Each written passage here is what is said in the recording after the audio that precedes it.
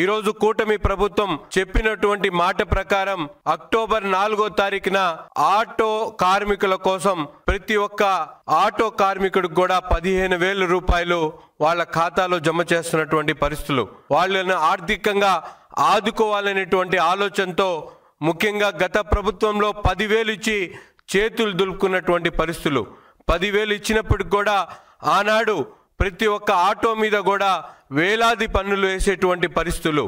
అనేక రకాలుగా వారిని ఇబ్బంది పెట్టేటువంటి పరిస్థితులు, ఒక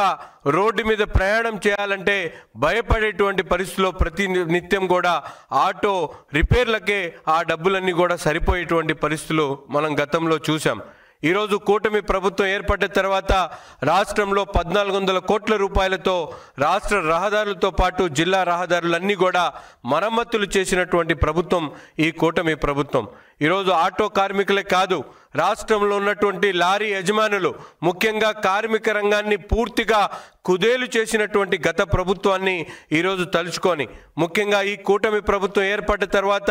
గ్రీన్ ట్యాక్స్ ఏదైతే కేంద్రం 200, 300 పెట్టినటువంటి గ్రీన్ ట్యాక్స్ని 2021లో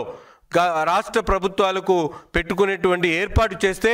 ఆ ట్యాక్స్ను మన రాష్ట్రంలో పక్కనున్నటువంటి తెలంగాణ అలాగే ఆ తమిళనాడులో 2003 ఉన్నటువంటి గ్రీన్ ట్యాక్స్ని మన రాష్ట్రంలో 10,000, 20,000 చేసి కార్మికులు దోచుకున్నటువంటి నాయకుడు జగన్మోహన్ రెడ్డి ఒక పక్కనైతే, ఈరోజు అధికారం చేపట్టిన తర్వాత